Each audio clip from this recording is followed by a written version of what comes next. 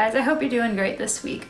I'm really excited to share some more stories with you. So last week I shared about my experiences applying for the internship and student teaching and just how the Lord's timing and His plan were just so much greater than mine. So if you haven't watched that, go ahead and follow the link. I'll leave it down below. So today I felt like the Lord was laying on my heart the fear of finances.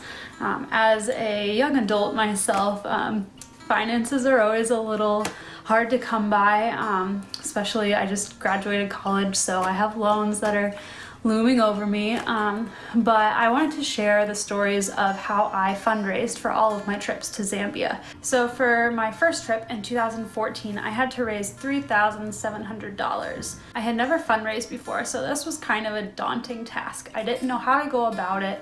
I didn't even know if people were going to want to give me money for this trip or not. Yeah, raising money, it's kind of a scary thing if you've never done it before. And even after you have, it's always a little scary. So after talking with some people that had fundraised before, I decided to go ahead and write support letters.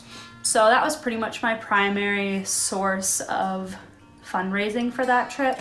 I sent out probably somewhere between 40 and 50 letters, and I ended up raising half of the money. So somewhere in I think it was around $2,000 or so I had raised out of the $3,700. My parents were very, very generous, and they paid for the rest of the trip after that. And through that experience, with it being my first time, I was not smart. I didn't really pray about it very much. I just kind of sent the letters out and just waited to see what happened. Looking back, I wish I would have prayed on it more. I would definitely encourage you to pray if you are fundraising for a trip coming up. So the Lord still provided for me to go, and He fully funded it, but I didn't fundraise from people outside of my family completely. I feel like the first trip I went on, I had a lot of people giving smaller donations, and so I had probably around 30 to 40 people funding a smaller amount, so somewhere under the $100 mark. So when I decided to go back to Zambia in June of 2016, I hadn't originally planned to go on that trip. The leader of the trip had come to me months prior to me actually saying I wanted to go, and he asked me if I wanted to go and told me that I would have a discount because I would be a student leader since I had been before, and I turned down his offer. I didn't feel called to Zambia at that time, and yeah, I turned it down and kind of just put it out of mind for a while. And it wasn't until later on, somewhere in I think it was in February of 2016, that the Lord spoke that on my heart again. And so maybe I'll make another video about that story because it's pretty cool. But when I fundraised for 2016, because I felt so strongly that I was being called back, I didn't worry about money at all. I never did. It was a very peaceful experience. I just knew that the Lord was going to provide fully every single dollar for that trip. This time around, I had to raise $4,200, so a little bit more than the first trip. But again, I just didn't worry about it. I sent out my support letters, probably around 35 to 45 support letters. And this time I felt like I was getting larger donations, but from a smaller group of people. So by the end of it, I think I had around 25 or 30 individuals or families that were supporting me on that trip. So the entire time I didn't worry about it. My mom, on the other hand, would continually ask me, how much more do you have to raise? And I would keep her updated. But I remember this one Sunday, it was in May, I was gonna be leaving on my trip in about 3 weeks from that date. And we were driving to church, and my mom asked me, how much more do you have to raise? And I told her I had $1,100 left to raise. And she got a little worried, Mackenzie, are you sure this is gonna come in? Are you sure you're gonna be able to go? Like, I can't afford to give you that much money right now. And I just calmly told her, you know what? The Lord's called me back. He's gonna provide. I don't have any doubt about that. And so we went to church, and at the end of service, I had some family friends came up and asked me how much more I had to raise, and so I told them, and we kind of chatted a little bit, and the wife wrote me a check right there, but I didn't look at the check in that moment. I just thanked them and enjoyed just getting to catch up with them for a little while. And when my mom and I got back in the car and I looked at the check, it was written for $500. That just took my $1,100 amount down to $600 in an instant like that. And I was like, oh my gosh, I was not expecting that. And I just felt so blessed and humbled in that moment. And then later that day, I had some extended family come over, and again, they asked me how much more I had, and at that point I said $600, and they wrote me a check for $600. And in that day, that one day, the rest of my trip was paid off, and I raised the full $4,200 for that trip. That whole experience was not stressful at all, which I think some people think it should be, but for me it wasn't. I was very calm the entire time, and I just knew that the Lord was going to provide, and He did. I think that when we really just rest in that truth, and knowing that the Lord's going to provide when He's called you, it's a very freeing experience. So then jumping forward to fundraising for the internship for 2017. So that cost was $5,700, so quite a bit more. Again, I wrote support letters. I had an online fundraising page through the organization that I was going to be going with, and I'd say in like the first month, I raised about half of it just in that 1 month. It was very, very fast. I was really surprised. I was like, all right, like this is gonna happen again. The Lord's gonna provide, no big deal. I was very calm during that time. And then the next month I had pretty much no donations and started to get a little nervous because, I still had several $1,000s left to raise, and I couldn't afford that. I definitely didn't have that in my bank account. And so during that next month, I kind of got a little nervous, but I was trying to keep calm. And then March rolls around, and I'm like, oh my gosh, I only have one more month to raise a couple $1,000s. Like, I don't know if this is gonna happen. And I started to question if I had heard God correctly, if He was calling me back. After everything I experienced, you can check out my story in the last video, but even after all of that, I did question. I thought maybe I hadn't heard Him right. And so I got really nervous. And so I remember one day my friend and I went to lunch, and she at the time was raising money for something that summer as well. And when she had been home recently, she had talked with her pastor, and her pastor challenged her to ask one person for the entire amount. For her, I think it was it was like $1,500 maybe. And so she looked at me and she said, Mackenzie, I want to challenge you to that.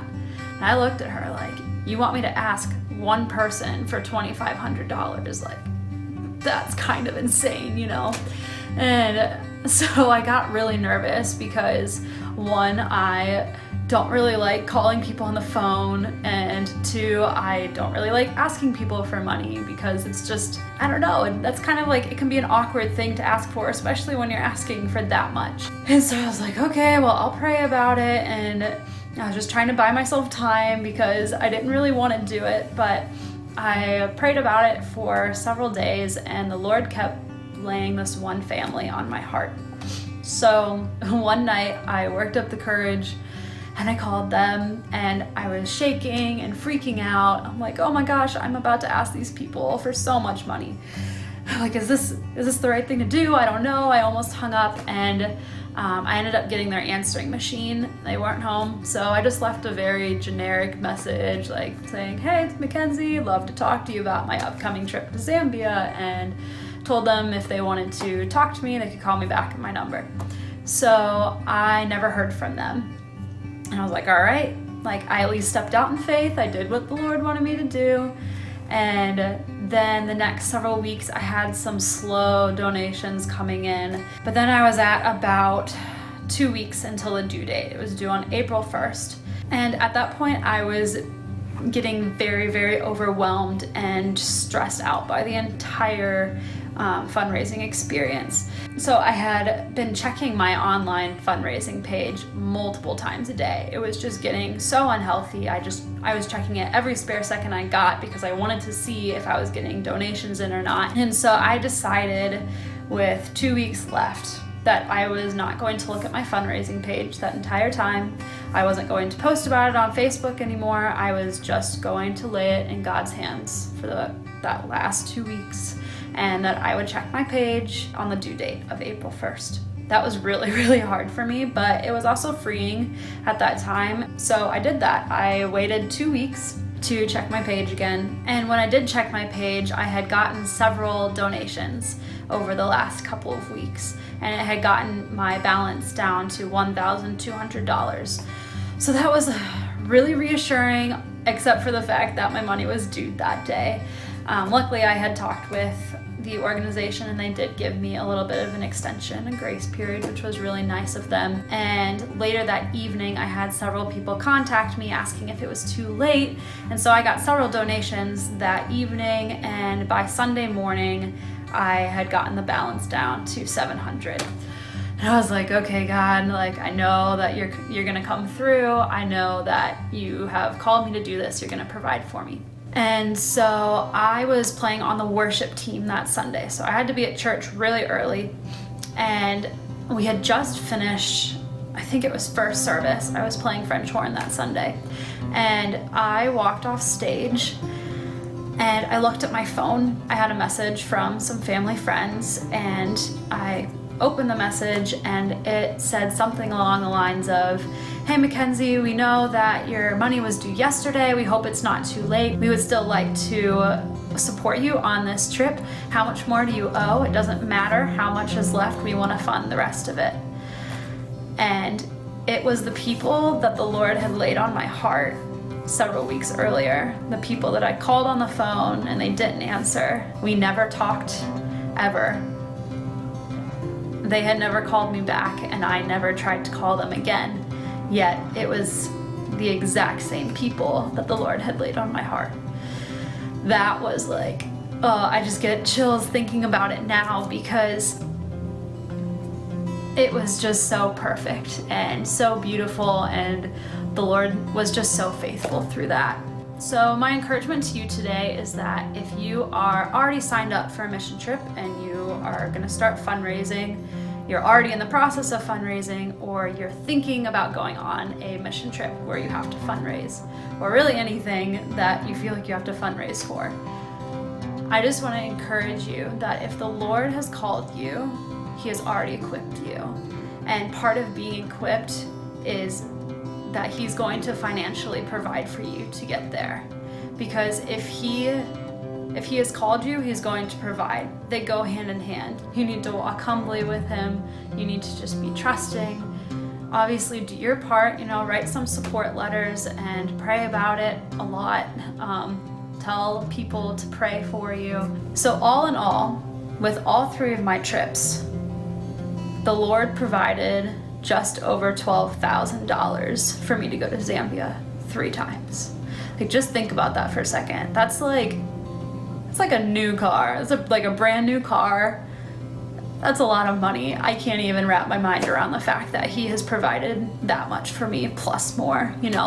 Just because that's the cost of the trip, you also have spending money and visa money and all these other things that go into it. I mean, the Lord has just gone above and beyond, and it has been a very humbling experience.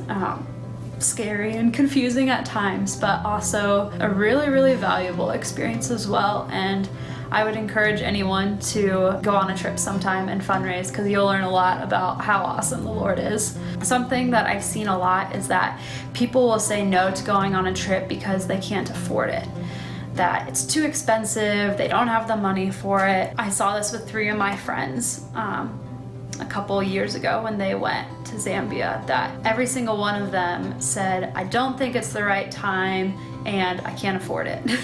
And all 3 of them ended up having their hearts transformed in that, and they raised their money and they got to go. And it was just a beautiful thing that when we truly just trust in the Lord that He is going to provide for us, He will. So I hope that through sharing my story about fundraising with you today, that you would find peace about your own journey coming up, either presently or in the future sometime. I can't wait to share some more updates about Zambia with you in the coming weeks. Have a great week, guys. Bye.